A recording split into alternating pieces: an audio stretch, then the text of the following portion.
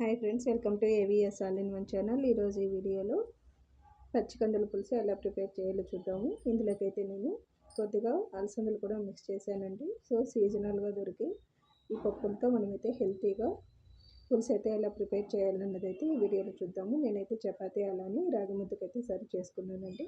So వేడివేడిగా సాంబార్ అయితే రాగి ముద్దతో సర్వ్ చేసుకున్నాం అనుకోండి, చాలా టేస్టీగా అలానే హెల్తీగా ఉండే సాంబార్ అయితే మనకు రెడీ అవుతుంది. ఆడపిల్లలు ఎక్కువగా తిని ఈస్ట్రోజన్ హార్మోన్స్ ఎక్కువగా ఉండే ఈ పప్పులను అయితే మనము ఇంట్లో మ్యాక్సిమం అయితే 1 వీక్ ఒకసారి అయితే చేసుకోవాలండి. సో చూసారు కదా, నీట్గా ఒలుచుకొని పచ్చి కందులు అలానే అలసందలు వాష్ చేసుకొని అయితే పెట్టుకున్నానండి. సో ఇప్పుడు మిక్సీ జార్లో కొద్దిగా ఒట్టి కొబ్బరిని అయితే ముందుగా మిక్సీ చేసి పెట్టుకోవాలి. అలానే వెల్లుల్లి రెబ్బలు అయితే వేసుకోవాలండి. కొంచెం ఆనియన్ కూడా వేసుకోవాలి. ఇది యాక్చువల్గా అయితే నేను ఒక 4 మెంబర్స్కి అయితే ప్రిపేర్ చేశానండి. సో మనం అదే మిక్సీ జార్లోకి జస్ట్ కొద్దిగా టమాటా అయితే వేసుకోవాలండి. ఎక్కువగా పులుపున్న టమాటా అయితే హాఫ్ అయితే వేసుకోవచ్చు, ఎందుకంటే మనము చింతపులుసు వేస్తాం కాబట్టి. టమాటా అనేది ఇక్కడ అంత ఎక్కువగా వేసుకోవాల్సిన అవసరం అయితే లేదండి. రుచికి సరిపడా కారపొడి అయితే వేసుకోవాలి. నేనైతే ఒక టేబుల్ స్పూన్ పెద్దగా ఉన్నదైతే వేసుకున్నాను. సో కొద్దిగా పసుపు అయితే వేసుకోవాలండి. సేమ్ ఇదే మిక్సీ జార్లోకి అయితే ధనియాల పొడి కూడా వేసుకోవాలి. ఇక్కడ నేను ధనియాల పౌడర్ అనేది ఒక 2 టేబుల్ స్పూన్ అయితే వేసాను. కుక్కర్ పెట్టుకొని అందులోకి ఆయిల్ అయితే వేసుకోవాలి. ఇక్కడ ఆయిల్ అనేది నేను 3 టేబుల్ స్పూన్ అయితే వేసుకున్నానండి. ఎందుకంటే సాంబార్కి తగిన ఆయిల్ ఉంటేనే మనకైతే సాంబార్ అనేది టేస్టీగా ఉంటుంది. అలానే పప్పులు కాబట్టి కొద్దిగా ఇంగువ కూడా వేసుకోవాలి. వీడియోలో చూపించిన విధంగా తిరగవతకు కావాల్సిన వెల్లుల్లి, ఆనియన్, కొత్తిమీర, కరివేపాకు వేసుకొని లైట్గా ఫ్రై అయితే చేసుకోవాలండి. ఇక్కడ తిరగవాత అనేది మాడకూడదు. సో చూసారు కదా, వీడియోలో చూపించిన విధంగా జస్ట్ అన్ని ఐటమ్స్ వేసుకొని లైట్గా అయితే ఫ్రై చేసుకోవాలండి. ఇలా ఫ్రై అయిన తర్వాత మనం ఆల్రెడీ ఒలుచుకొని పెట్టుకున్న వాష్ చేసుకున్న పప్పు దినుసులు అయితే ఇందులోకి వేసుకోవాలి. సో ఫైనల్గా అలసందలు అలానే కందులు మిక్స్ చేసి వేసుకున్నాను కదండి. సో వాటినంతా నేను కుక్కర్లో అయితే వేస్తున్నాను. ఇదే కాంబినేషన్లో మీకు కావాలంటే కొంచెం పొటాటో అలానే వంకాయ కూడా వేసుకోవచ్చు, అప్పుడు మనకు పులుసు అనేది బాగుంటుంది.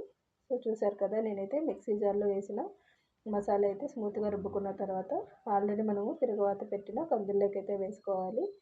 ఈ మసాలా పేస్ట్ అనేది మీకు కందులు ఎన్ని ఉన్నాయో వాటిని బట్టి వేసుకోవాలండి. సో చూసారు కదా, ఆల్రెడీ హాఫ్ నిమ్మ సైజ్ అంతా చింతపండులో ఉన్న పులుసుని అయితే నేను మసాలాలోకి అయితే వేసుకున్నాను. సో లాస్ట్లో ఇలా పులుసు వేయడం వల్ల మనకైతే గ్రేవీకి అనేది మంచి టేస్ట్ అయితే వస్తుంది. అలానే రుచికి సరిపడా సాల్ట్ కూడా వేసుకోవాలి. కొద్దిగా గరం మసాలా లాస్ట్లో యాడ్ చేసుకొని అంత నీట్గా అయితే మిక్స్ చేసుకోవాలండి. వీడియోలో చూపించిన విధంగా ఇలా మీరు కన్సిస్టెన్సీ చెక్ చేసుకొని కందులకు సరిపడా మసాలా ఉందో లేదో ఒకసారి చెక్ చేసుకోవాలండి. గట్టిగా ఉంటే కొంచెం లైట్గా వాటర్ పోసుకొని మసాలా పౌడర్లన్నీ వేసుకున్న తర్వాత కుక్కర్ అయితే విజిల్ వేయించాలి. ఇక్కడైతే నేను కరెక్ట్గా 1 విజిల్ వేయించానండి. పచ్చి కందులు కదా, కరెక్ట్గా అయితే ఉడుకుతాయి. ఇలా ఆయిల్ అయితే అవుట్ సైడ్ అయితే వచ్చి ఉంటుందండి లాస్ట్కు. సో మనకైతే కందులు అలానే సాంబారు నీట్గా బాయిల్ అయినట్టే. సో చూసారు కదా, కొద్దిగా ఒక 2 మినిట్స్ కుక్కర్ విజిల్ తీసిన తర్వాత మసాలా అంతా నీట్గా మిక్స్ అయ్యేలాగా మొత్తం అంతా కుక్కర్ అంతా నీట్గా మిక్స్ చేసుకొని మనమైతే ఇక్కడ మసాలా అలానే సాల్ట్, కారాలు అయితే చెక్ చేసుకొని సర్వ్ చేసుకోవడమే అండి. సో వీటి కాంబినేషన్గా నేనైతే రాగి ముద్ద అయితే ప్రిపేర్ చేస్తున్నాను. ఒక గ్లాస్ అయితే రేషన్ బియ్యం అయితే తీసుకున్నానండి. వీటిని అయితే నీట్గా వాష్ చేసుకోవాలి. మనమైతే ఒక గ్లాస్కి ఒక 2 గ్లాసెస్ అయితే వాటర్ అయితే పోసుకోవాలండి. సో వాటర్ మెజర్మెంట్ తీసుకున్న తర్వాత జస్ట్ రుచికి సరిపడా సాల్ట్ అయితే యాడ్ చేసుకోవాలండి. యాడ్ చేసుకొని మనమైతే కుక్కర్ లిడ్ అనేది క్లోజ్ చేసి ఒక 4 to 5 విజిల్స్ అయితే రానివ్వాలి. మీకు ఎక్కువ గట్టిగా కావాలంటే ముద్ద అనేది జస్ట్ 2 విజిల్స్ వచ్చినా కూడా సరిపోతాయండి. సో చూసారు కదా, జస్ట్ కుక్కర్ లిడ్ అనేది ఓపెన్ చేసి మనమైతే రాగి ముద్ద చేస్తాం కదా, ఆ స్టిక్తో నీట్గా అంతా మిక్స్ చేసుకోవాలండి. ఇలా మిక్స్ చేసుకున్న తర్వాత రాగి పిండి అయితే వేసుకోవాలి. నేను ఇక్కడైతే రాగి పిండి తక్కువగానే యాడ్ చేసుకున్నానండి, ఎందుకంటే ఇదైతే వైట్ రాగి ముద్ద, ఎక్కువగా పిండి అయితే వేస్ట్ చేసుకోలేదు.